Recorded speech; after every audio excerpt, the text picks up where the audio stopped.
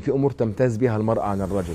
المرأة مثلا قد تكون أكثر قدرة على سرعة الكلام أكثر من الرجل.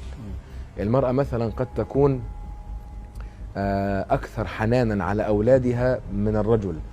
المرأة قد تتحمل آلام المخاض والحمل بس اللي ربما انتوا بتنظروا للمرأة انها درجة تانية. يعني أنا عمال أقول لك الكلام ده كله وتقول لي بنظر للمرأة انها درجة بتنظروا تانية. للمرأة، يعني أنا ما شفتش نبي مثلا نبي من الأنبياء امرأة.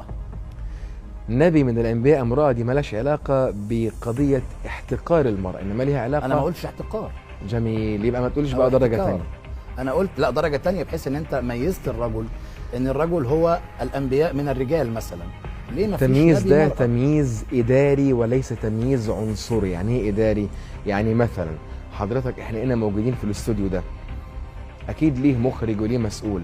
هل ينفع إن أنا أتخذ أو آخذ أو أكتسب صلاحيات المخرج ده؟ لا. ليه؟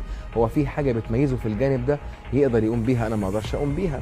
كذلك النبوة تحتاج إلى مجابهة الكفار وإلى السفر حول البلاد وإلى أحيانا القتال مع الأعداء. الأمور دي مهام شاقة على المرأة، زي مثلا الجهاد والقتال في سبيل الله. خلاص دي مسائل معاك حق صعبة جدا، لكن ممكن تأمني في الصلاة حافظة القرآن وتبقى إمامة ليا في الصلاة. إيه المانع؟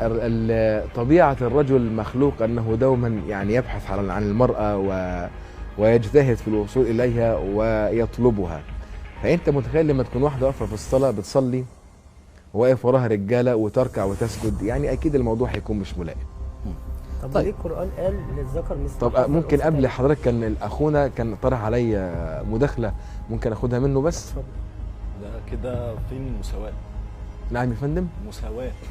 المساواة فكرة أو فلسفة المساواة بين شيئين مختلفين غلط، إنما في عدل.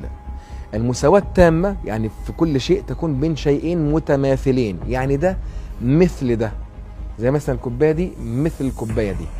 لكن المساواة بين شيئين مختلفين دي غلط. زي مثلا بقول لحضرتك إيه، النخلة أطول ولا العربية أسرع؟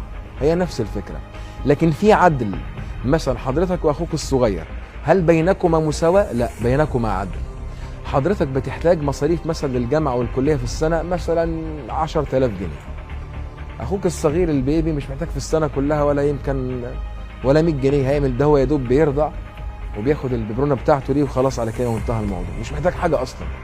فلو قلنا مساواة يبقى يا إما هدي حضرتك 100 جنيه مصروف زيه في السنة، يا إما أروح أديله 1000 جنيه وده عبث. فالحق إن احنا نقول أن الإسلام عدل بين الناس على اختلاف وظائفهم، وهذا العدل يقود إلى المساواة.